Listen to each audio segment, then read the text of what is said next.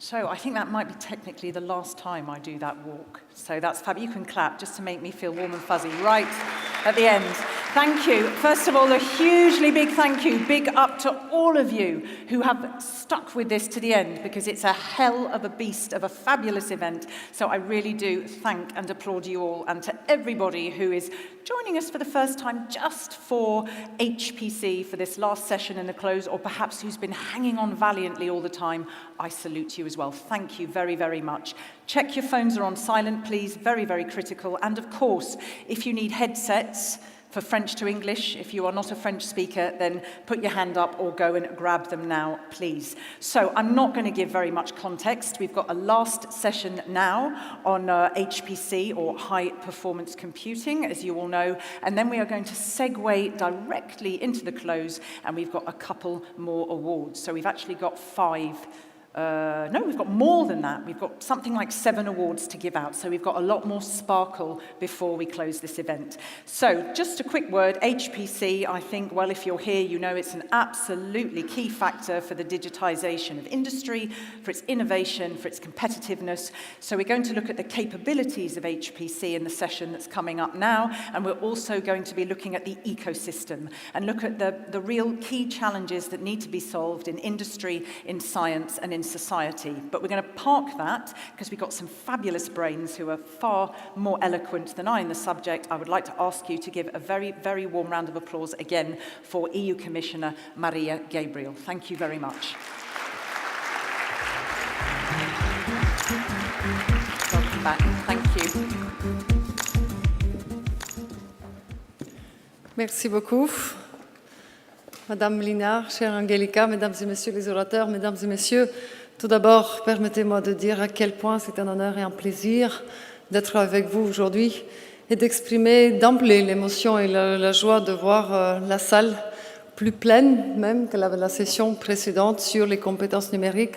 C'est un message très fort que votre présence envoie, un message sur l'importance de l'HPC, sur l'importance de notre leadership européen, sur l'importance aussi de solutions concrètes qui passent par le dialogue régulier, par l'échange de nos idées et par le renforcement de nos coopérations. Je vais commencer en disant que depuis mai 2017, date du début de mon mandat comme commissaire européen de l'économie et la société numérique, nous avons fait un chemin. Nous avons mis en place plusieurs initiatives stratégiques de recherche et d'innovation dans le domaine du numérique. 3 exemples représentatifs: le calcul haute performance, la cybersécurité et l'intelligence artificielle. Ces 3 domaines ne sont que des exemples, mais ces exemples reflètent l'importance stratégique que l'Union accorde à la transformation numérique de notre société et de notre économie. Notre objectif est ambitieux, faire de l'Europe un leader mondial de l'économie des données. Et pour ce faire, permettez-moi de commencer par un rappel du contexte dans lequel s'intègrent nos actions. 2 transformations majeures sont actuellement à l'œuvre. Je pense bien entendu à la révolution numérique, mais je pense aussi au changement géopolitique. Aujourd'hui, la transformation numérique, elle transforme profondément nos économies et nos sociétés, entraînant par là même une redistribution des cartes basée sur le développement et la maîtrise des technologies de pointe dans le domaine du numérique.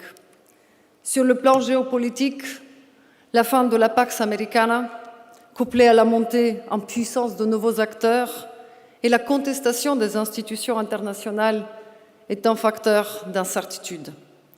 Et dans ces conditions, plus que jamais, nous devons nous donner les moyens de formuler des choix souverains.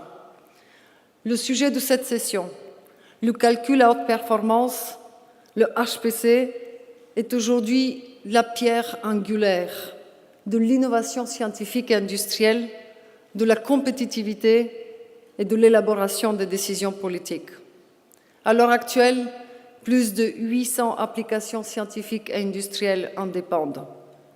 Le HPC est aussi et surtout une technologie d'avenir, en ce qu'il est à la base de toute une nouvelle génération d'applications.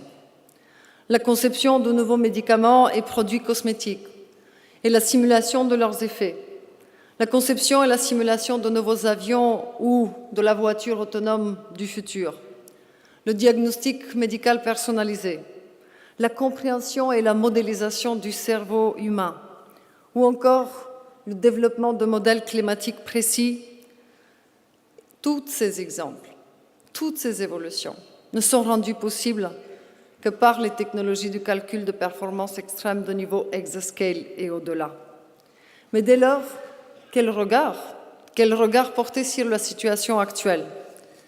Depuis des années, dans le domaine de HPC et des technologies exascale, l'Europe et les États membres mènent leurs investissements de manière isolée, de manière pas aussi coordonnée que nous le voulons. Au surplus, le niveau des efforts consentis n'est pas à la hauteur des investissements massifs de nos concurrents principaux. Je pense aux États-Unis, je pense à la Chine, je pense au Japon.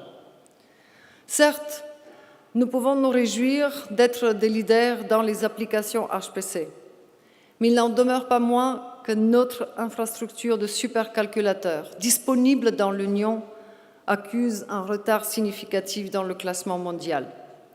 De plus, et c'est là que le bas blesse le plus, nous dépendons presque entièrement des technologies non européennes. C'est pourquoi, afin de préserver notre capacité de faire des choix souverains, il était indispensable d'agir tous ensemble pour développer et conserver en Europe le savoir-faire nécessaire en matière de matériel et de logiciels de haute performance et de les intégrer dans des supercalculateurs européens de classe mondiale.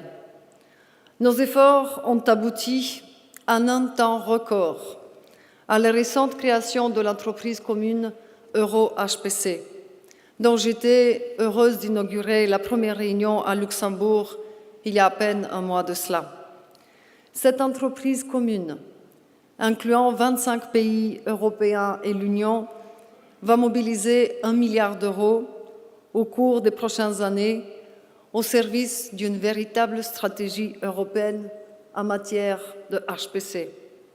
Cela témoigne clairement de notre volonté commune de rassembler nos forces en HPC et d'atteindre notre objectif ambitieux de placer l'Europe, d'ici quelques années, parmi les 3 premières puissances mondiales.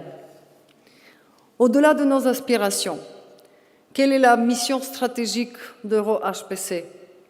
Elle est clairement définie et consiste en l'établissement d'un écosystème HPC européen complet, s'articulant autour de 3 objectifs suivants. Premièrement, acquérir des supercalculateurs de classe mondiale. 2, mettre ces supercalculateurs à la disposition de nos scientifiques et industriels, afin de développer des applications scientifiques et industrielles de pointe. Et 3, développer une offre technologique indépendante et compétitive en Europe, capable d'aboutir à la construction des supercalculateurs européens d'ici 2022-2023. Autrement dit, via EuroHPC, nous visons à soutenir des actions ambitieuses afin de créer dans l'Union l'écosystème HPC que nous méritons et qui implique une infrastructure HPC correspondant à notre importance sociale et économique. Nous commencerons par l'acquisition d'ici 2020 de 2 supercalculateurs pré-exascale et de plusieurs ordinateurs petascale. D'insister sur le développement d'un processeur européen compétitif qui sera intégré dans des supercalculateurs européens d'ici 2023. De même, devrait à une utilisation plus large de supercalculateurs en Europe afin d'assurer notre leadership mondial actuel en matière d'application HPC dans des domaines industriels et scientifiques clés. Ceci pourra notamment se réaliser grâce à des centres de compétences HPC capables d'attirer dans tous les États membres de nouveaux utilisateurs, en particulier ceux de l'industrie, et j'insiste beaucoup sur les petites et les moyennes entreprises, et ainsi de développer des compétences qui vont nous permettre de faire la différence sur les marchés. Donc l'entreprise EuroHPC est une étape capitale. Et nous voudrions profiter de cette discussion qui va suivre après mon intervention pour nous nourrir d'idées quant au futur développement. Qu'en est-il des développements avec des partenariats au-delà du continent européen? Comment promouvoir nos technologies et nos applications industrielles en HPC? Comment soutenir, ou plutôt avoir notre mot à dire sur l'agenda politique dans d'autres régions du monde? La seconde direction de développement tient à notre proposition pour le programme Europe numérique. Je suis reconnaissante et fière de mon équipe avec laquelle, pour la toute première fois dans l'histoire de l'Union, nous avons proposé pour la prochaine période budgétaire de l'Union 2021-2027 d'avoir un nouveau programme, Digital Europe, avec un budget dont la hauteur est de 9 milliards d'euros. Et dans ce programme, inédit jusqu'ici, nous prévoyons 2,7 milliards d'euros pour soutenir le déploiement à grande échelle des capacités HPC exascale et post-exascale.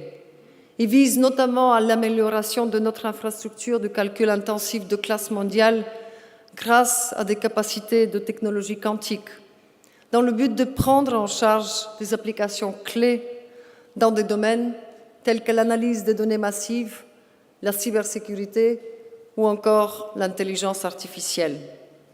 Des financements supplémentaires sont également prévus dans notre proposition concernant le successeur de l'actuel programme Horizon 2020 dans le programme Horizon Europe. Nous voudrions continuer à soutenir encore plus massivement des activités de recherche et de développement, mais d'insister sur le développement des applications, sur leur déploiement. Comptez sur nous pour continuer à défendre ces nouvelles propositions. J'en profite aussi de la présence de Madame Linard pour remercier le Parlement européen pour le soutien ferme que nous avons reçu jusqu'ici. On comptera sur lui et de même de continuer à lancer l'appel aux États membres de nous soutenir dans cette proposition, puisque avec ce programme, nous envoyons un message très clair. Il n'y a aucun État membre qui peut relever seul les défis dans le domaine de HPC, de la cybersécurité, de l'intelligence artificielle, des compétences numériques avancées. Ce n'est qu'ensemble que nous pouvons accélérer et nous pouvons avoir de meilleurs résultats. Donc, mesdames et messieurs, je suis convaincue, et ce depuis le premier jour où j'ai eu le privilège d'être le commissaire à l'économie et la société numérique, je suis convaincue que nous avons en Europe tout ce qu'il faut pour réussir, et en HPC en particulier. Nous avons une stratégie ambitieuse et audacieuse. Nous nous sommes dotés de moyens et de ressources pour pouvoir atteindre nos objectifs de manière plus adéquate et plus importante encore. Mais surtout, depuis 1 an et demi, ce que j'observe et qui me donne encore plus de courage, c'est que nous avons des parties prenantes engagées et compétentes, vous tous. Donc ce qui est en jeu, ce sont nos capacités scientifiques, c'est notre compétitivité, la compétitivité de notre industrie, notre indépendance et notre souveraineté technologique et, in fine, le bien-être des citoyens. Je compte sur votre contribution active, telle que vous l'avez démontré jusqu'ici, pour continuer à faire ensemble de l'Europe un leader mondial du calcul à haute performance et de ses applications avancées. Je vous remercie de votre attention, je vous souhaite de fructueuses discussions et j'attends avec impatience les idées novatrices, les bonnes pratiques, cette synergie qu'on peut ressentir grâce au dialogue régulier qu'on a avec vous.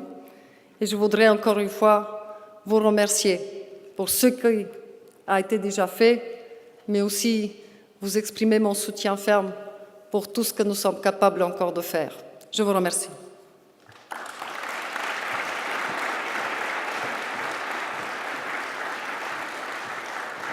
Thank you very much, Commissioner, and I look forward to you joining me on stage again for more award giving at, I think, 1 o'clock. You have somewhere you need to be, and then you will be back with us. And what's very lovely is that you thanked our next speaker, who I'm going to just engage with in a short tete-a-tete, which is Angelika Mlinar. She's an Austrian politician and, of course, MEP. We just heard from Commissioner Gabriel, very, very, very key in this new digital programme. So can I invite you, please, to join me now. Thank you very much. Please give her a very warm round of applause. Here. Thank you. So it's a great privilege because it's been key to everything we've spoken about, and you are the rapporteur for this programme, so it's really truly delightful to have you here. We're talking about an EU-wide investment. Because we're about to have this last session on HPC, I've got to ask you the obvious question: how does it fit into the overall design of the programme, and what do you see, in a nutshell, as the benefits to businesses that we've all heard are tremendously vulnerable, they need help in the transition, and of course to the public sector, the administrations? And you need to eat the microphone. Okay, thank you very much. Thank you very much for having me, dear Commissioner. Thank you very much for your warm words, and I can only underline and support what you just said. Actually, the European Parliament and actually also the vote 2 weeks ago proved that the initiative put forward by the European Commission in this context was the right thing to do. As you pointed out, it's the first time that we have a Digital Europe program as part of the follow-up of Horizon 2020, now called Horizon Europe. And we are now at the verge of discussing what will happen from the period 2021 to 2027. Yeah. So, I mean, this is the scope, and it's a joint undertaking of the Commission together with the Parliament and the Member States, obviously.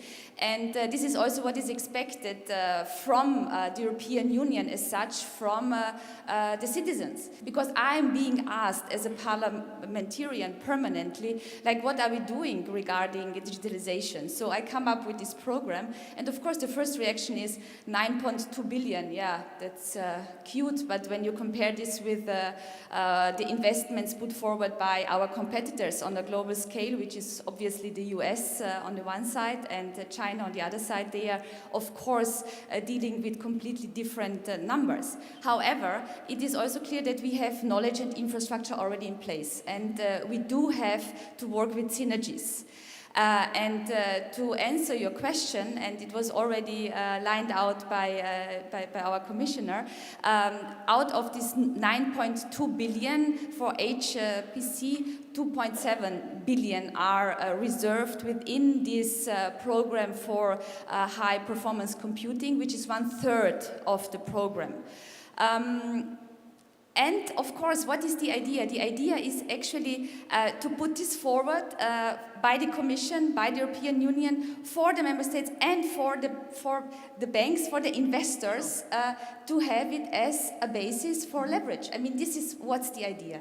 And this is what we seriously hope that it will be taken on board, and you know, that we will have a real cooperation, as you pointed out, with the private sector and also with the administration. It is only possible if we do this jointly, and it has to be clear that only a market of 500 million people, of 28 member states, or you know, we just said, I say 27, yeah. Started with 28. I will just continue with 28 because we still are 28 and nobody knows in politics what happens, you know, in a few months to come. We have to be aware that we can only do this together because not even one member state, not even Germany on its own, is a factor on a global level. So please, let's keep this in mind, and let's, go and have a bright future together. Thank you. And one last question, because you're so enthusiastic, and I love it, and we need to keep this room enthusiastic right to the end. One for a quick answer. You said there right at the start, it's, oh, well, cute, it's a sum, and look at the States, and we already talked about this, where Europe sits. Do you sometimes get a bit sick of that? Do you sometimes think, look, for goodness sake, we've got this undertaking, we've got this programme, you've got European sort of thinking and support behind it. Let's start there, and then you were very specific. Let's start where we're positive and stop seeing ourselves as the poor relations with our competitors. Actually, this was also my approach as the rapporteur, and it was a provocation because I approached the program with an idea of strategic autonomy, and this is more or less unheard of within the European Union. But I honestly think that we also have to start thinking in this way, because, it's not a question of protectionism. I'm a liberal, I'm against barriers in general, but at the same time, you have to be aware of where we stand and what the global situation is. And I completely agree with you, and I usually also tell this even industries, like, I know it's never enough, but we have the capacities in place, we have the knowledge in place, we have the human resources here, so let's make clear and let's have it as one of our goals that people will not leave the European Union and move to the United States or wherever they see their chances better fit, but that we keep these brains here and that we keep the capabilities and the structure and let's develop the infrastructure in a better way. Thank you very much. It's an absolute pleasure. Don't mess with this woman. That's what I would say, in a good way. Do you want to stay with us? Please stay with us. Yes, take a seat, just not on the end. Thank you very much. Thank you very, very much for that. So, because we need to kind of finish this session at 1, because you won't thank me if you miss vehicles to get home, or if you're walking, I don't know. I'm going to put that there so it doesn't fall off. Just before I welcome the rest of the speakers to join you, we do have a nice, well, he said don't call it a keynote, but I suppose I'll call it a keynote address. Sorry, Matteo. We have Matteo Valero. He's Professor and Director of the Barcelona Supercomputing Center, Computer Architecture, Barcelona in Spain. I don't need to say that, you know that. I'm going to ask him to take the floor, please. Please give him a very warm round of applause. Thank you. So nice to meet you. Thank you very much. Good morning to everyone. I would like to begin by thanking Roberto Viola and Thomas Escordas for inviting me to give no keynote, short note, okay, in this incredible city and in this event. And also I would like to congratulate the Commissioner and Kali Ruana, all the team, because you provide us with the EuroHPC, which is the right tool, I think the right instrument to advance in Europe. Okay. Where I have to move the slide, please.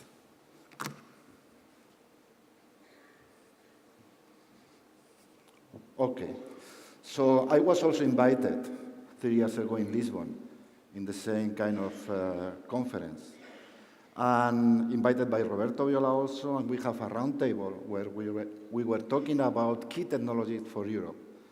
HPC was one of them.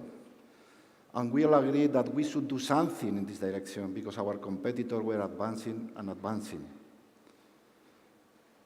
5 days later, our President of Europe said publicly that we should invest in this field, trying to have one of the 3 more powerful supercomputers. My question was, should we buy or should we build? During this time, many things happened. For example, the Brexit. I think the Brexit is a very bad thing for Europe, probably very bad for them also, but it's very related with our technology. They are very good in HPC and many other fields. Also, Trump, no comment about that, okay? And the third part is the artificial intelligence together with the high-performance computing, supercomputing in particular, are invading all the aspects of our life. So we are in a very good topics, and the summary for my short presentation should be that HPC in general, supercomputer in particular, are instruments that we need to solve some of the main problems we have at the society level. The second thing is that Europe shouldn't depend as much as we depend now on the development of this technology. We are very good users, but not developing this technology. And the third one, again, that with the EuroHPC, I think we have the right instrument to go further away. So these are some challenges you all know. New will appear. There is one who is not here that hate me a lot, is the GAFA companies. They are making us slaves without any war, okay? But also who scare me is the editing of the DNA.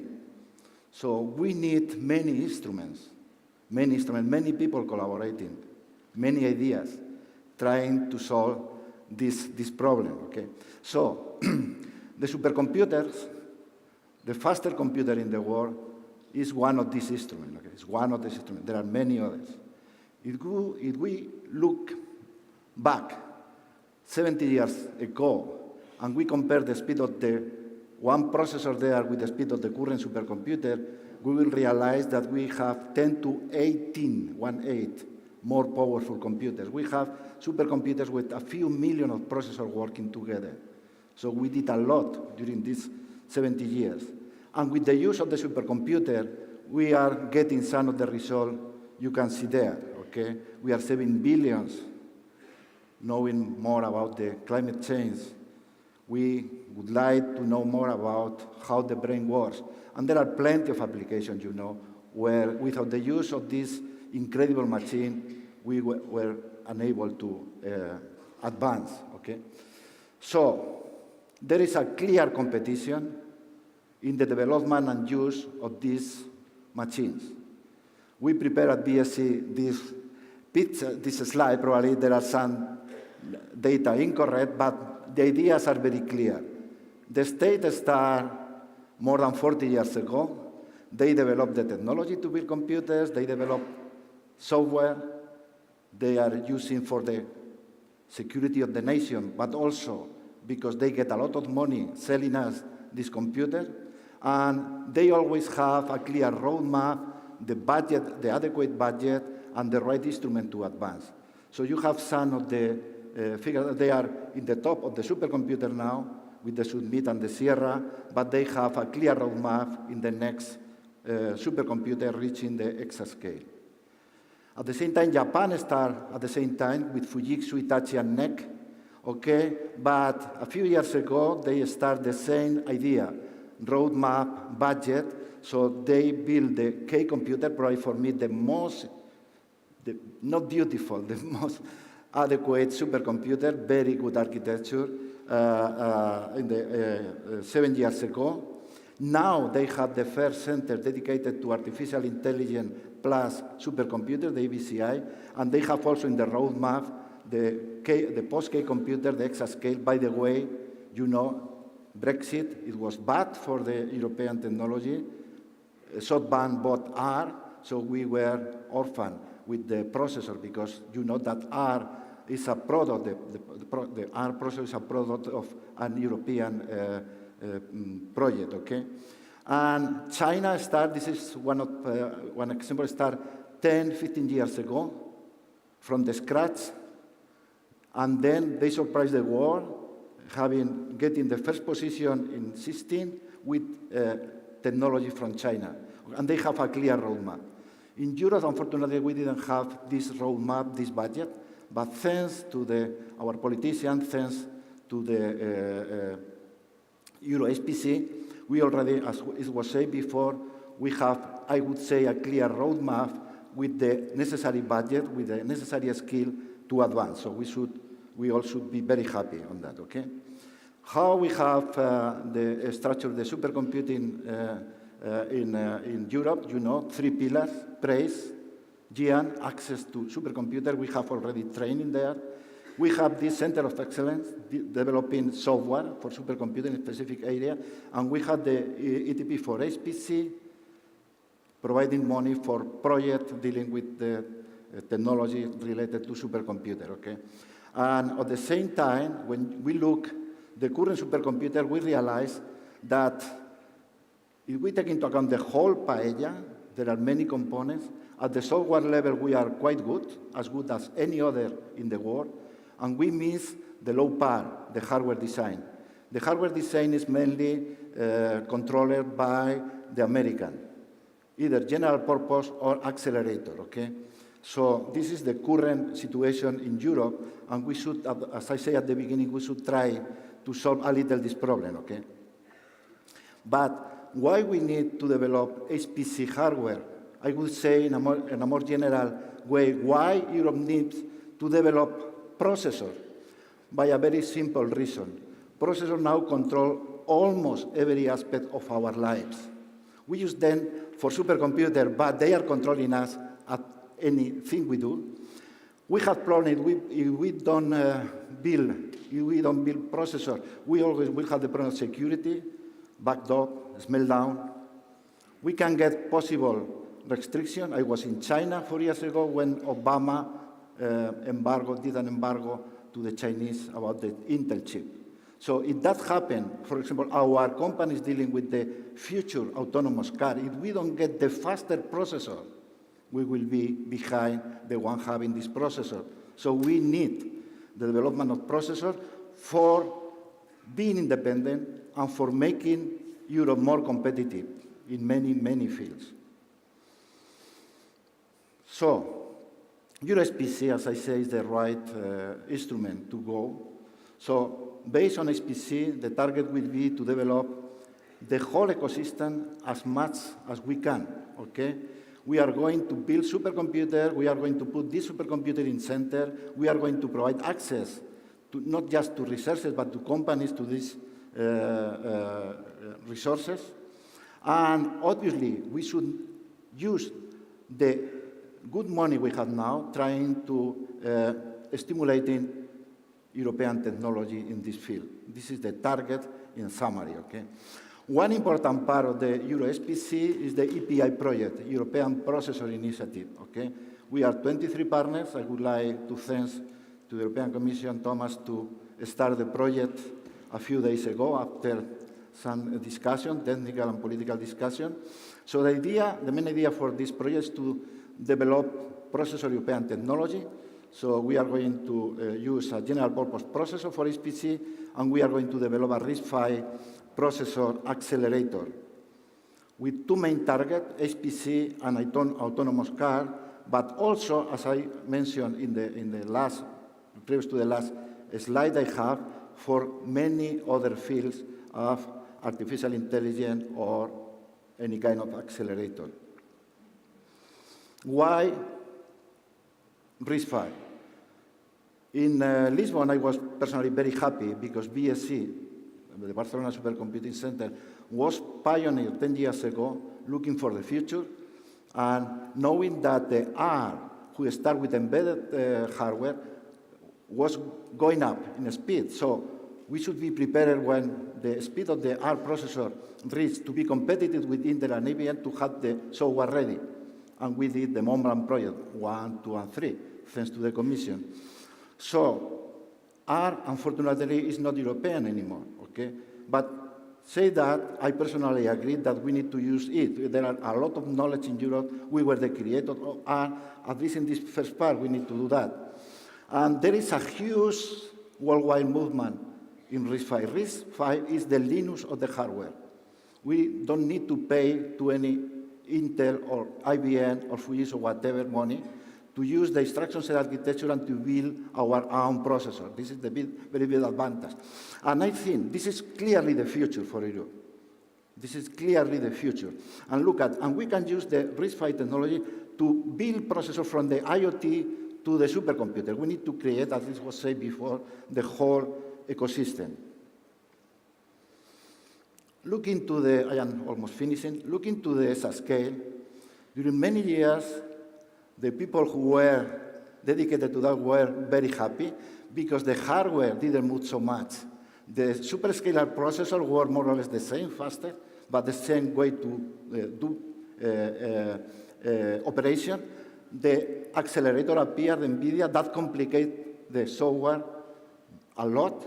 But in the future, in a short future, things are going to change dramatically because the Moore's law, the dense scaling, we are going to have systems with plenty of accelerator. We need to do that to save energy, to go farther away in the speed. We have new kind of accelerator. For example, the artificial intelligence will be embedded in anything we do, including the supercomputer, obviously. And new memory technology. How we build supercomputer and computer architects, is a very incredible challenge. But the change in the base, we need a huge change in the software development. We need to change all the algorithms we have, all the models we have, in order to take advantage. So we need also in Europe to devote money, as we do in the Center of Excellence, to adapt the software to the hardware.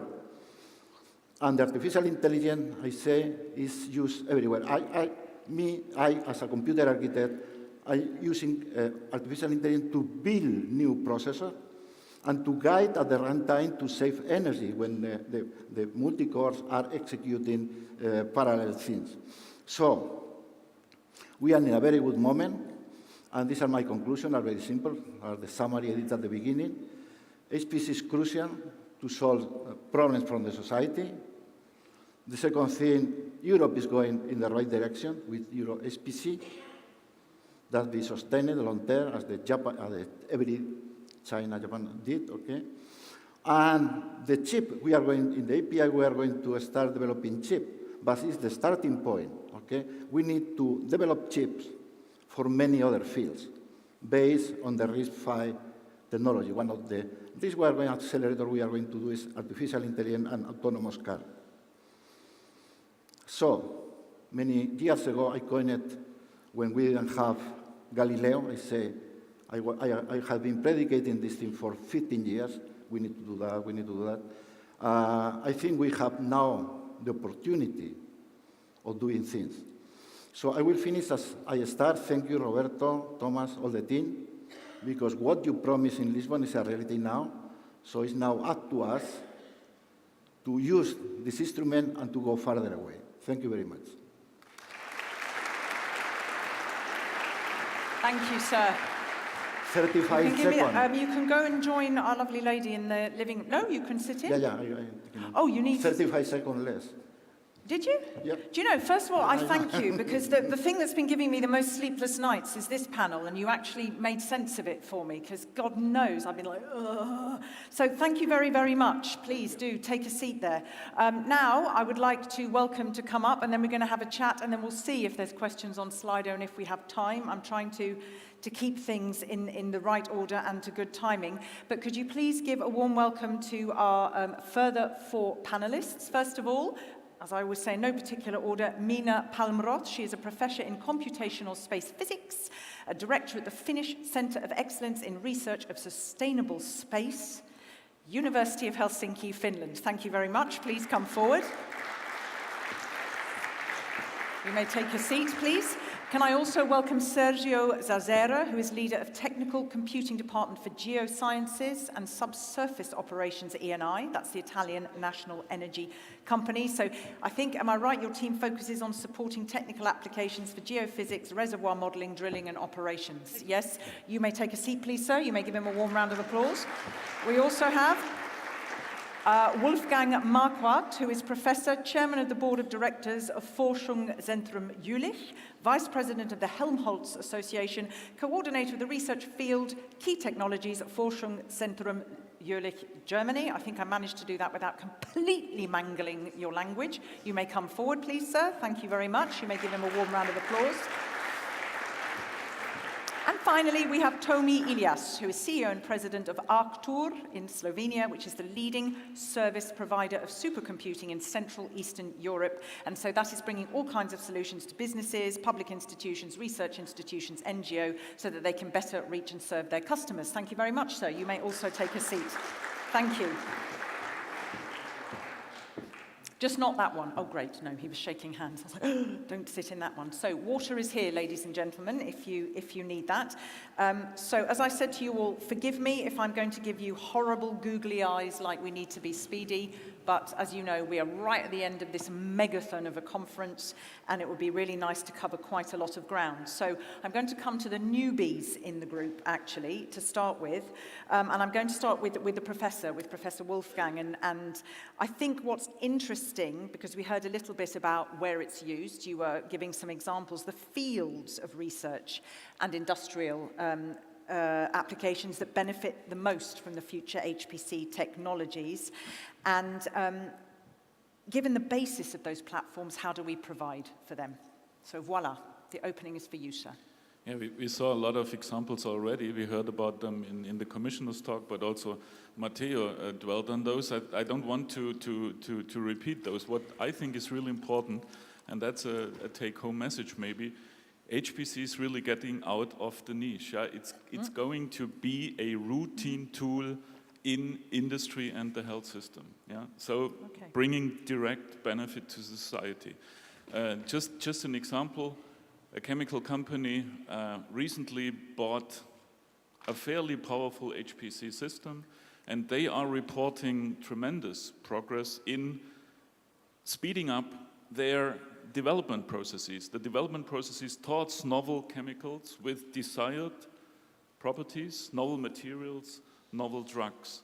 And they really use this as a production system. Another reason why it's getting out of the niche, we will see integration from embedded systems and edge computing technology via integration problems to the HPC level, just because of the need to process the big data, to make sense out of the data. So we will see integrated systems. And in the end, dwelling with all that complexity will need high-performance computing system. The challenge really is to co-evolve technology development and the skills, the human capital, the brains, formulating problems and bringing these problems, turning these problems and the solutions into value for the society in the end. Okay, and just while we just stay with that for a moment, because I think in your presentation you had talked about solving big societal challenges. This is what comes up always in Europe and needs to be at the heart of the R&I. And when you talk about there, you said it's a routine tool, it's getting out of its niche. Just out of interest, is this an area where the public, the average citizen, knows what's going on? Should they yet? How, you know, we talked about this yesterday in the Digital Citizen, in other areas of healthcare, e-government, there needs to be a demand too. What about in this area? That is, I think, a really important issue to look at. Getting it out of the niche of scientific discovery. Next step is, say, R&D in industry. And the next step is getting really attention in society. And my expectation is this will come through the applications in health. Yeah, we see a tremendous trend towards personalization, and people will maybe not understand why they get some personal diagnosis or therapy, but they will learn that there is something behind, and this is machines, algorithms, computing power, data. Okay, but that's clear. So you sort of map the path there. You're saying it's going through industry and then it's coming there. And it's all about stories. What's in it for me? Why is it meaningful? So let me come, thank you, I'll just leave that for a moment, come to other professor, Professor Mina Palmroth. Now, I actually have to read this word for word from this sheet. I can't even pretend I've retained this in my head. Honestly, I would love to just sit with you for hours because it's fabulous. You have made a paradigm change in the field of space environment modeling using supercomputers and HPC technologies. I love this. So can you explain what exactly you did and why it's so important, please? Thanks very much. Can I first explain some background for you?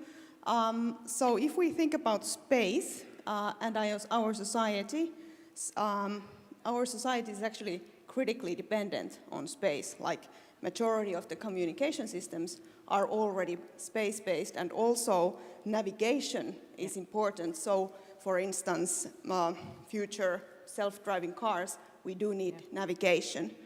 Space is also becoming a commercial megatrend. Right now, the number of new spacecraft that are being launched is literally skyrocketing, and most of the new spacecraft are commercially motivated. Now, imagine a shipping company sending a ship to seas without any sort of weather forecasts. If our society is critically dependent on space, we are also critically dependent on space weather forecasts. And space weather forecasts, as all forecasts, are based on modeling. Now, the accurate modeling of space is an incredible challenge. The simulation domain is easily 1 million kilometers cubed, which has to be filled with a 100-kilometer resolution. An ordinary laptop would take easily 1,000 years to simulate 1 hour for space weather. So my group has developed the world's most accurate space weather environment model called Glaciator. And the computational challenge is so large that people were actually laughing at me when I first suggested this simulation. But with the help of the Moore law, and especially the help of the Finnish Supercomputing Center, CSC, we are now the top of the world. So Glaciator has not only made a paradigm change in science, but it's also very vital in installing and testing the supercomputers, because, I mean, there are not so many codes in the world which can do this at scale. Now, you asked why understanding space is important. If we think about the harshest space weather event ever observed, 1859 Carrington event, we believe that it has the capacity of crippling of our society. And the recurrence rate of these events is about 150 years, so the next one comes sooner or later. However, as a scientist, I'm appalled to say that I don't know what happens when this event comes. And that's why we need modeling. And Glaciator is in the core of these modeling tasks.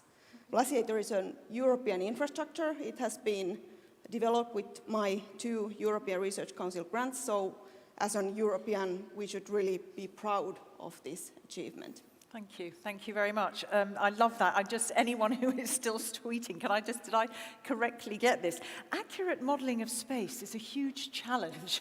I sort of felt like saying no shit. That was my first, that's fabulous. But thank you, because you've made it very clear. When I was looking at what you do in the question, I was, but now, thank you for your clarity. And indeed, sooner or later, 150 years. And thank you also, very important, we should be proud. We don't hear that too much. We absolutely should be. Thank you. I'm going to turn to somewhere a little bit different. We talked about the role of industry in this pathway to the consumer, to the citizen. So I'm going to talk to Sergio now, just for a moment, and ask, obviously, particularly, what are the best features, the best qualities of an HPC system if we're looking at the industrial side of things for an industrial company? Yeah, thank you for the question. But to answer your question, I think that I need to briefly introduce my company. I'm from ENI. ENI is an energy company. We have several lines of business, the upstream, the downstream, the renewable energy, and we make business worldwide in more than 70 countries. Moving to the HPC topic, that is the topic of the moment, we have quite an important installation based on 2 main clusters. And the biggest one of these clusters, at the time being, is still at the 15th position, the top 500, and is a good result for an industrial company as us. We use mainly this system for the mineral research and for the reservoir simulation. These systems are vital for our business for supporting the critical investment decision.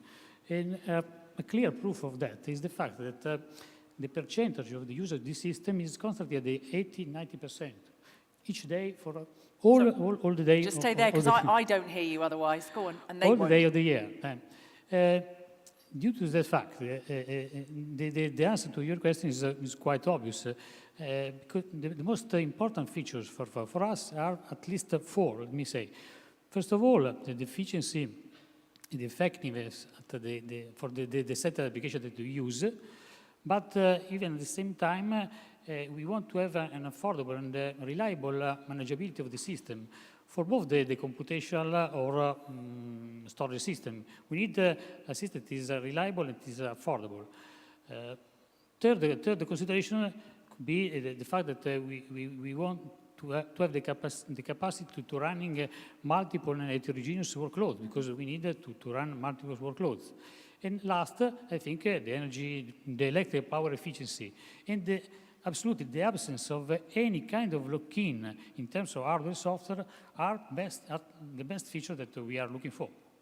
Okay, and do you find that you are, in terms of your engagement with it, with HPC, your understanding of the needs for it, perhaps this is a very simplistic question, are you kind of pioneer in Italy, or it is, you're saying it's critical, we can see the domains, is it across the board in industry? Well, let me say, it won't be a pioneer in Italy, but in ENI we hosted the supercomputers for decades, and we have combined the development of this supercomputing with the development of a proprietary application. And we consider this combination as a competitive advantage for our company. Then we continue to invest in the HPC and in the development of the proprietary software that we use in the HPC system. Okay. Thank you very much. Sure. I'm going to turn now to Tomi so I can make sure that I hear from you all. So we talked about, I said you were from Arctor. It's one of the few privately owned HPC centers in Europe, and it's offering services to SMEs. And again, I keep bringing this up, they do need that help, that transition. We already spoke right at the outset when we were talking about cybersecurity, how when SMEs have issues with this, sometimes it doesn't go reported. That's one element. Now we're talking about, do they understand it? How do you help them? Where do they need to be with it? What do you do with them? Well, yeah, we are one of the few centers because this is not a business. You need to eat the microphone. Okay. Perfect. So it's very hard to offer these services to SMEs because there is no clear demand yet. Yes. It's a lot of dark demand outside, and our usual way is that we build the demand, and it takes months, sometimes years, before we get to a point where they decide to use these technologies. This is very demanding for a small company as ours, and it's then when they come to this certain stage, they have to make the first big step. Yeah. So investment into the people, mostly. They have to know engineers, mostly. They have to know this other world, which is not the mouse and desktop. It's something else. It's a command line. And we are trying to bridging this gap. And here is a clear market failure. Because when you push a little bit and bring these SMEs to the higher level, they can walk alone. And European Commission did the right thing with many projects who are helping this, like Fortissimo, Cloudflow, etc. And helping with some incentives with experts who help these SMEs to come to the level. And there are hundreds of best practices, hundreds of success stories coming out of this. So how small and medium enterprises are like lowering the costs of production, making new models of everything, and they're competing with the big guys because they have the technology of the big guys without paying, without investing so much in this technology, but renting is as a pay-as-you-go model. Okay. Thank you. So and we should continue in this way because I think Europe is, and on this level, it's number one in the world because we really do care about SMEs, and SMEs can do magic things with this technology. And we have to, yes, you will need a microphone, and we have to care about SMEs because, I kept saying this because I love it, but they really are. It's the best way of describing it. They are the backbone of the EU economy, so there is no choice. Thank you. Thank you, Angela. Please go ahead. I would just like to come in on this last thing, because I mean, what you just said is also part of this Digital Europe program, because we have, on the one hand, I mean, the digital skills, which, I mean, amounts at the moment only under quotation to 700 million euros. However, also to the digital European hubs. And this is actually exactly what you are pointing out, where we should actually develop a culture of exchange of knowledge, and that SMEs can actually exactly acquire this knowledge that will be necessary. It will take some time, I'm sure, but however, I mean, this is there. And what you are saying now actually just confirms of what we are actually printing out. And just on a general level, I mean, I heard here exactly what we are, all the challenges that we are facing as legislators. Because, I mean, whatever you mentioned here, big data, etc. Of course, you have the other side, and you have the data protection and individual rights, etc. So, you know, this is what I mean. The next couple of years will amount to a lot of discussions how we actually balance out. These new developments, and how do we actually keep the society together in order, you know, to have chances for, if not for everybody, then for almost everybody, because otherwise society cracks up, and then we have all these disruptions that we are seeing these days, which is also not a coincidence, as we discussed before. Let me ask you, because I like to... Yes? Oh, yes. Go ahead, and then I will come to you, sir. Yes. Just a short comment on the ecosystem and serving the SMEs, the digital hubs for industry. We have to face the fact that there are limitations regarding confidentiality and security. The example I used with the chemical company, just hold it here. They did not use these techniques, screening big libraries of potential candidate drug, whatever molecules outside of their company limits because of confidentiality issues. Yeah? So we really have to keep this in the back of our mind. There are limitations. We have to work on it. This is a regulation issue. This is a security issue. This is a trust-building issue. Yeah. Just a comment.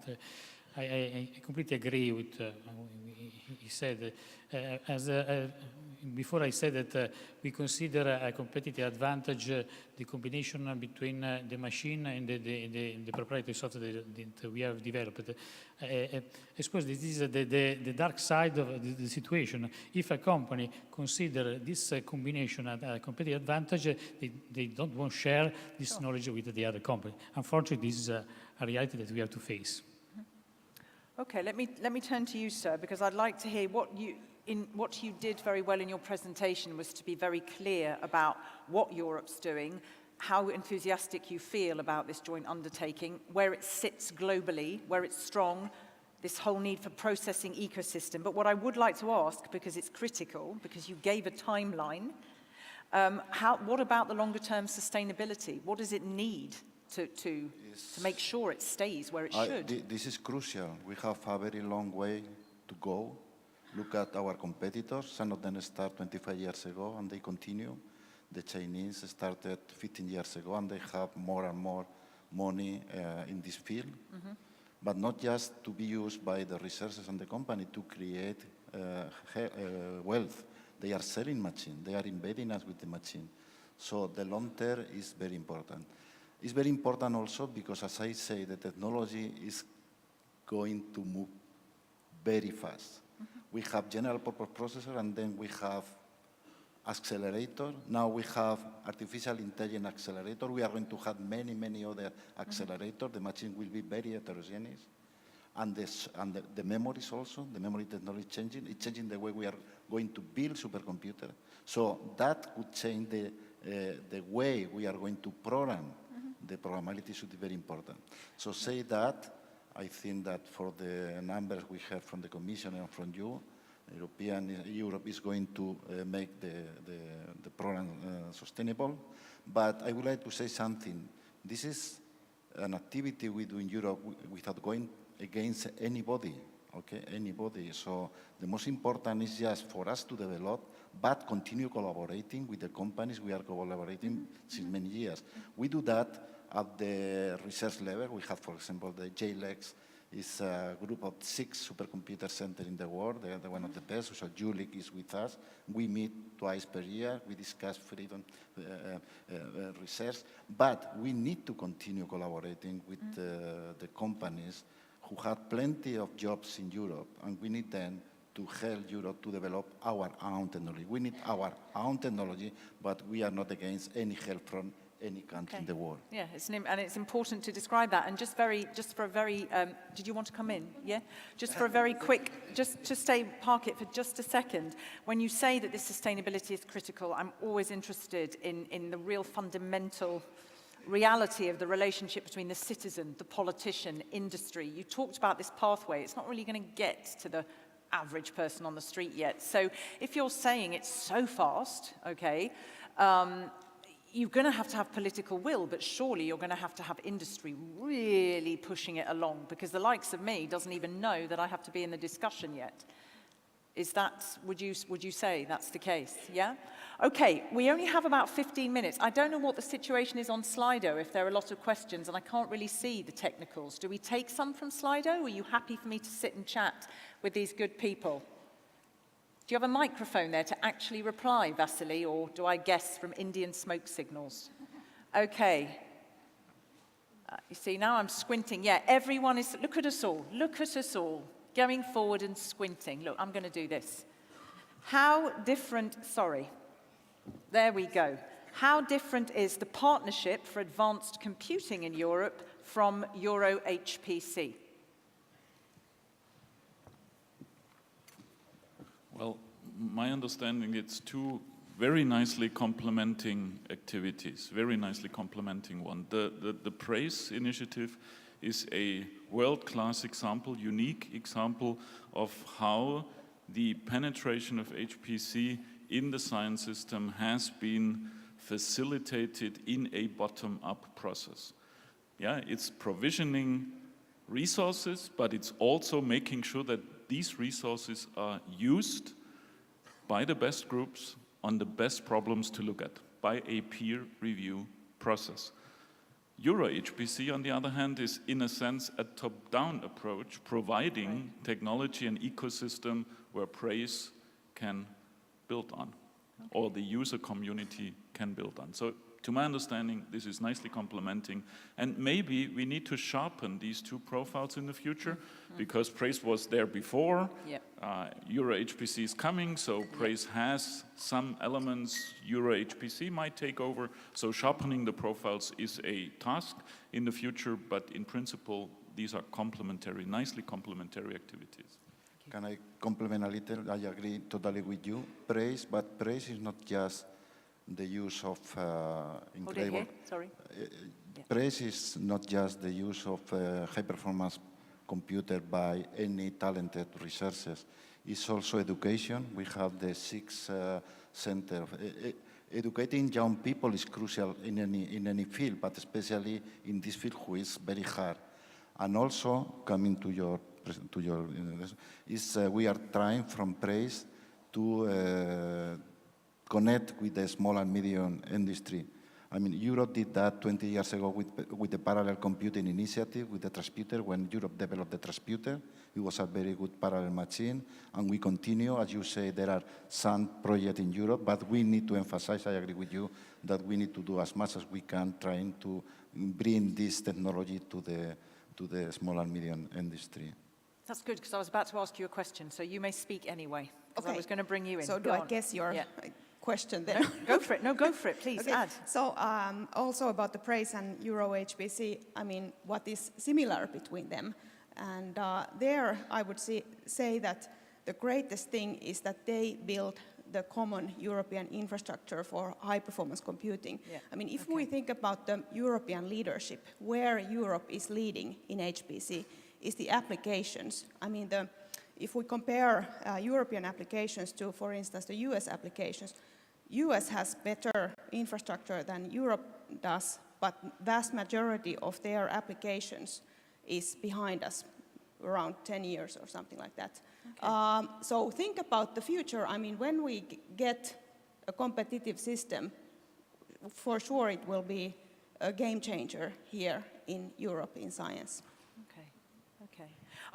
I will park just for a minute because I'd like to bring you in, sir, and just sort of, I mean, I'm open to hearing what you've heard, what you'd like to add, what have you not said, what are your thoughts? And maybe even your thoughts on, if you have any thoughts on really where the initiative should be focusing EuroHPC, if there's any ideas that you have on that specifically.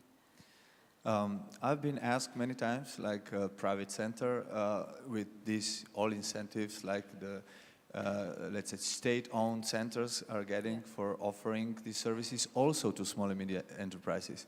Is this a competition? I said, no, this is great because they will help, and they will help to grow small and enterprises. At the beginning, we need this, first step, and then they're our clients.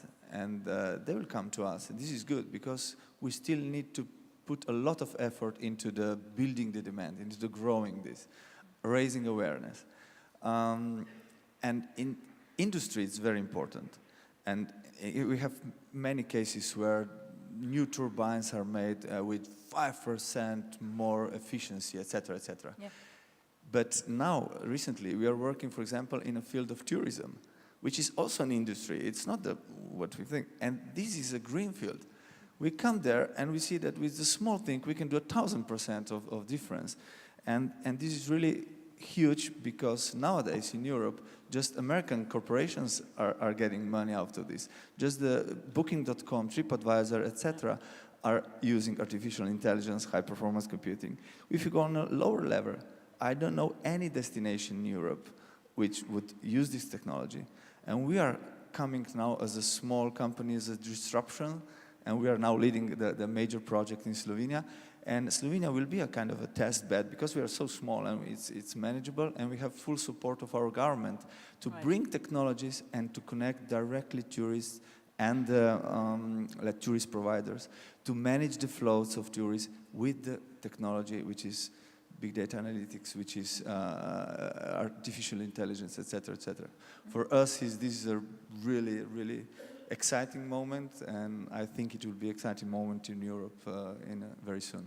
Thank you. I'm going to, just because I'm aware we've got about 10 minutes, I'll come back to you to try and keep a thread here and then bring everybody else in perhaps with some different questions. But particularly, is it correct, and that's another question for you, that HPC, together with data analytics and together with AI, is really transforming science? I mean, you spoke specifically about your project, what it's done, but is that the case from your perspective?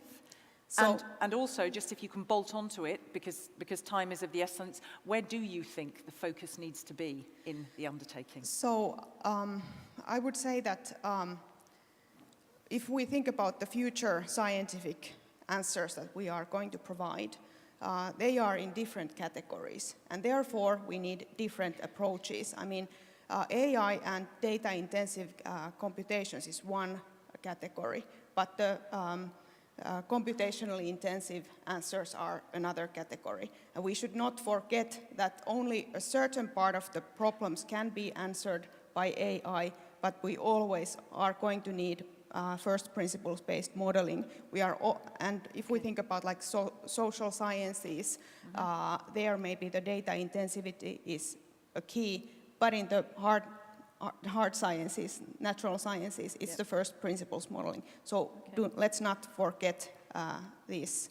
Both of the categories are important. Okay, all right. And a thought, anything else? Yes, you wanted to come. Yes, I'll turn to you. Thank you. I fully agree, and I would go even a step further. We will see and need convergence of the two worlds. Yeah, I mean, if you look at the massive amounts of data generated today by scientific instruments, this is really mind-boggling. And we cannot just use this raw data, even if we would have the knowledge to run the first principle models and tune them with the data. It's just too much data. So we need some clever pre-processing, and that means data analytics and artificial intelligence techniques, and also tuning the models, fitting the models to the information in the data requires machine learning type of approaches, estimation approaches, and so on. So the conversion, I think, will be the real issue, and I'm afraid that we rely too much on this data hype at the moment. This is, frankly speaking, driven very much by the sciences who do not have yet the understanding to build first principle models. This is the social sciences, this is the medical sciences, and that's very much justified. But we have to keep in mind, in the end, we want to be predictive, and predictive means understanding and models. Yeah? Okay. But it's not an either or, it's a both. Yes, thank you. Matteo. Yes, it's a very important question. Just remind to everybody that the HPC take out of the closer the artificial intelligence because the data and the computation. So they own something, and now is the time to do the reverse. So the artificial intelligence, as I said in my presentation, will be embedded in any aspect of our life, include the hardware design. And I said we need artificial intelligence techniques to design the future processor. We need artificial intelligence techniques at runtime to optimize the energy we need to execute application. We need artificial intelligence to deal with the data. In fact, at the computer architecture level, the design of accelerator for artificial intelligence is one of the hot topics, probably the big hot topics in our field. But I don't know if we have time, and this reasonable or not, just to mention just a question that happened during the last 2 weeks in the war. One of them was the twin Chinese girls with the editing of the gene. It was totally unethical, but it was a horrible technical thing because just changing a gene, you can avoid the entry of the AIDS into the cell, but you don't know the influence this gene will have in the other part of the genome and okay? So in order to know that, before to decide at the ethical level if we do that or not, we need plenty of edge performance computer, plenty of use of big data and artificial intelligence. One of the main important problems to go in this direction is the protein folding problem. Okay. And look at, there is a competition made by, it's called CASP, CASP. Yeah. The latest one was the 13. The result appeared just a week after the bad news of the twin Chinese. And now, during many years, the idea is just to try to predict how, with some information, to predict how the protein falls. So we were stabilized in the number and percentage, but now the group that made it mine, who play Go, use two kinds of neural network, and the percentage of exit was incredible. So we need, this is a clear example where we need the convergence of all this technology in order to give information to the person who later on will decide if it is ethical or not. Okay, but we need to know the science. We cannot do things without knowing the effect. Absolutely, absolutely. Thank you for that. We do have, sorry. Okay, crumbs. Okay, we have a little bit of time. So here we go. Let's take, these are the questions, by the way, that have come in on Slido. I'm going to start, I'm presuming, I can't see how many likes. Let's start with the top one. What is the future of computing? Quantum? That's the question. Let me just read you a couple. How can SMEs use publicly funded infrastructure, state aid rules? So just pick one of these guys, because then I'm going to, hang on, just listen. So the future of computing, quantum. How can the SMEs use publicly funded infrastructure? We've looked at that about price. Yes, it was the question because you were talking about, it's gone here, RISC-V. How do you compare the Intel single core performance with that of the RISC-V? Okay, so maybe that's for you. Where have we got at the top? We've got that. And a nice one, and perhaps you would also, I'd like to bring you in because I haven't heard from you for a little while. What will be the main challenges of EuroHPC? And it could be obviously from a policy side. And here's a last one. As an integrator of hardware to EU exascale programs, how vital is the new Digital Europe program in the deployment of hardware? Okay, so we can sit with those for a minute. So you need to keep it lovely and concise, please. So future of computing. Thank you. One of them is quantum, but there are two other categories, and these are the data intensivity and the computational intensivity, which we already talked about. So if we only focus on one of the futures, we also close the other futures. Thank you. So do we want... Can I comment on that? I mean, I think that, as I say, we are going to have different kind of accelerator. Probably one of them will be a quantum accelerator for some specific thing, but I agree with you that we need to progress in the way we are sure that we are using this technology, but they are complementary. The same with the neuromorphic computing will be accelerator of the supercomputer. So all these kind of accelerators we need to be used depending on the... And there are also futures which do not benefit quantum computing at all. So kind of like one one is not the... Yeah, if we choose only one, we also close. So, yes, thank you. Yes, go on. Don't worry about the quantum computing. Go on, Wolfgang, step in. For sure, the future of computing is bright. That's the first important statement, yeah? For sure. And it's very, very, very colorful. It will be diverse, yeah? There will be diversity, a lot of diversity along the lines you said. The challenge we want to solve extremely large problems. Yeah. Requiring exascale performance. We have lots of types of problems. We cannot build a dedicated exascale system for each problem class. And the only way out, I think, is to have modular systems which can adapt to the problem. And hopefully, very visionary, adapt automatically to the problem. I throw the problem on the machine and the machine decides which elements of the modular architecture are activated to solve the problem. And this sounds like science fiction, yes, but we are going for it step by step. There were a couple of European projects paving the way, the deepest projects and so on. So we are getting there. Modular supercomputing, including neuromorphic quantum processors, and all we know and have in our hands already. Very quick last one, because I'm going to move just so that I can accommodate everybody's questions. Did you want to say 1-2 sentences? I would like to say something. I agree with you, and this is the way what the Mare Nostrum 4 has 4 different kind of computers just to deal with this heterogeneity.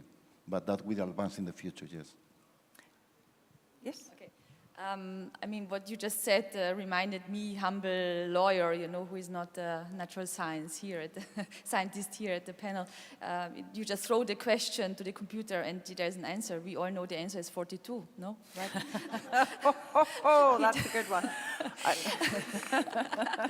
But I mean, coming back to one thing that you mentioned, and I'm actually very grateful because, you know, part of Digital Europe program is also artificial intelligence, and we are still waiting, and I mean, for the Commission to come up with a proposal regarding the ethical standards.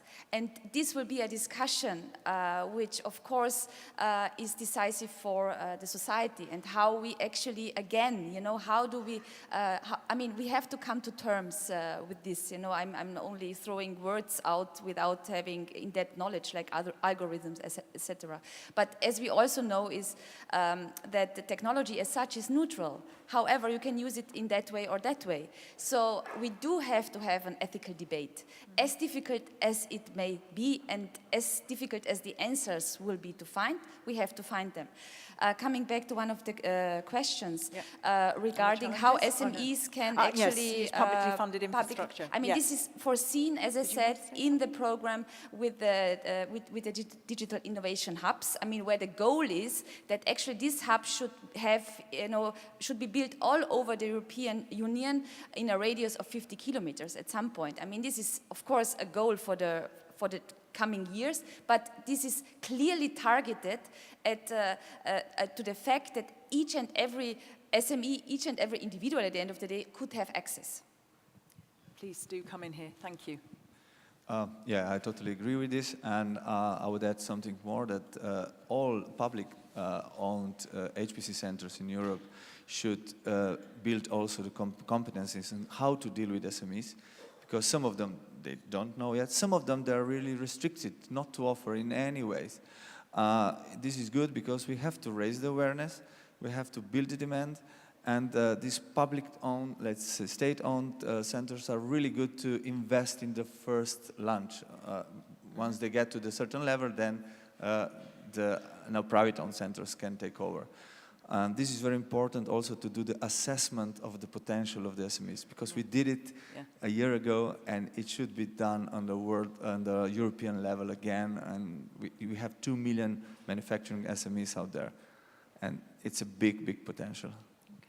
Just while, because I'm not going to close this session, obviously, until the Commissioner is back, because I do need her to headline the end, and I need some help also from Minister Hofer with the award. So because it's the question that also came to the top, one of the main challenges, what do we need to be looking out for with EuroHPC from your different perspectives, whether it's industry, whether it's from a science perspective, whether it's from a policy perspective, anything particular? Do you want to start us off going forwards?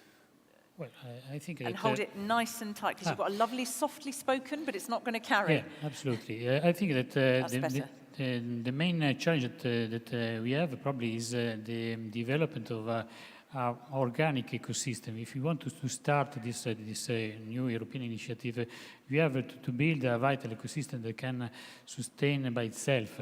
We need an ecosystem healthy with another critical mass, with enough critical mass in terms of investment, in terms of community of people, in terms of market share. Otherwise, we can be a failure in the future. Then this is a really important thing. And probably the number of partners that are involved could be an opportunity if we can blend all this effort together, or otherwise it can be a major complication in the future. Thank you. Yes, Wolfgang. Yep. There are lots of challenges. I point out two. The one, I think we need to build in Europe our own technology base. And this is not only catching up with what others do and have. We have to try to become leaders in some areas. And there are opportunities because we have tremendous changes ahead of us in the way we do computing. Yeah, we have heard a few examples. The second challenge is more political. I think we need to make sure that there is no divide in Europe in two groups, the ones who can and the others who can't participate in these technologies. And that means we need to invest massively in capacity building. Yeah. Otherwise, we will not form a European research and technology area in this field. Mm-hmm. Thank you. Tommy, yeah. I agree with all said here. Maybe adding just one thing. I think the Europe has a lot of advantages, especially in the SMEs, and bringing these technologies to SMEs. And we should also, let's say, encourage independent software vendors to change their models, to go from selling licenses to the pay-as-you-go model. And this Europe can do on a level. We are fighting with the big guys for many years, but we are small animals, you know, and they are big. And so Europe should help, I guess, with these new models, because pay-as-you-go model is the one SMEs can afford. Okay, thank you. Gina? Just a final consideration, because we have mentioned the competition, we have mentioned the possibility to open new opportunities. I think that another important thing is the fact that supercomputing has to do with a high level of knowledge, a high level of technology, that to some extent, in my opinion, more investment in supercomputing can promote more high-level job opportunity for the European people, and this is a fact that we have to promote. And that's something that I think you brought out in your presentation, Matteo. You were talking about that, this absolute need. You were saying if we create this value chain, then there's lots and lots of opportunities for jobs and for growth. So where do you see the challenges, or even opportunities, if you like? I was kind of thinking that Europe should be proud of praise, for instance. And therefore, because praise is such a great achievement, also EuroHPC has a potential to bringing us to the world leaders in many areas, especially if we exactly do like you said, that there should be communities, all communities that can utilize those HPC systems. Otherwise, it's like some communities go forward and some don't. So there are a lot of potential for Europe to win here. So I'm really looking forward for this EuroHPC. Thank you. Are Finns naturally optimistic? It's our Independence Day. We have to be. I like that. Okay, thank you. So maybe don't talk about challenges, because you talked about sustainability and the importance of that. So perhaps, I don't know, perhaps might have disappeared, because I was looking at that very particular question, but it's disappeared. And oh yes, about the Intel, exactly. The Intel single core performance. Okay, this is... We're not going to end on this, so yeah, I don't want to, so don't go down too much of a rabbit hole, but nice and short. It's very simple to answer. Okay? Oh, for you. For everybody. Intel is getting the money from the performance of their processor. Intel is getting money based on the performance of their processor, because they started many years ago. They were improving and improving. What happened with R, the European company, until 2 years ago, they started with embedded, with chip that running very slowly. but they are growing and growing the speed, and they now are competing against the Intel. The RISC-V is an open initiative worldwide. Probably didn't have time to explain that. So many people will bring effort to collaborate in the development of a processor independent of any of the previous vendors. It's the Linux of the hardware, okay?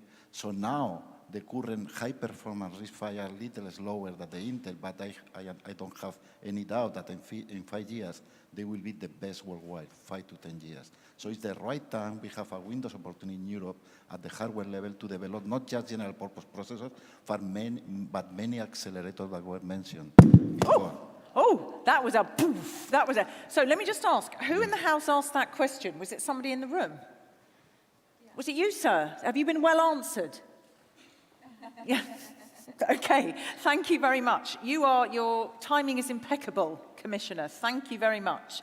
I am going to, if that's okay, because people will have places to go, and I don't want to keep them in this room longer than is necessary, but I really have to thank you from my point of view, because that's the last proper discussion, the one, as I joked, to say, oh my God, why is that happening at the end? But you've been such fabulous, warm, erudite, easygoing, very to-the-point speakers, and I really, truly appreciate that, because that's what everybody here needs for the close of this huge conference. So could you give them all a very, very warm round of applause, please? Thank you very much.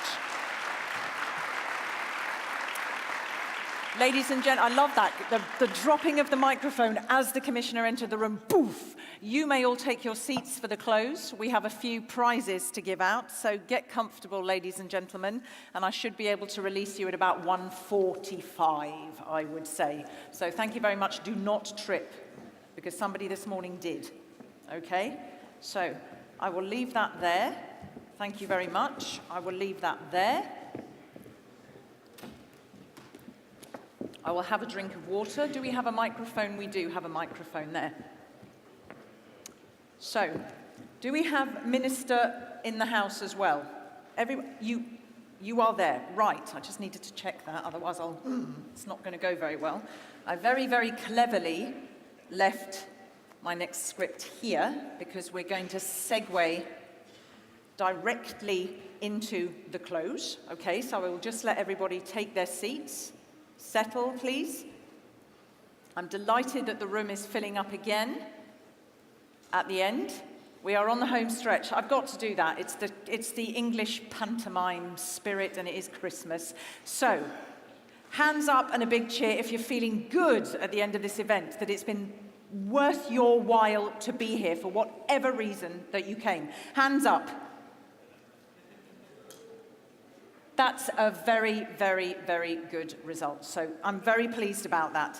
So may I welcome again EU Commissioner Maria Gabriel. We also have with her, can I invite you, Maria Gabriel, can I invite you to come forward, and the Austrian Minister for Transport, Norbert Hofer. I will henceforth just call you by your names, if that's okay, and not the preamble of your titles. There's a little bit of standing around and looking very happy and giving out prizes. I trust that is okay for both of you. I love this. They're coming from both sides.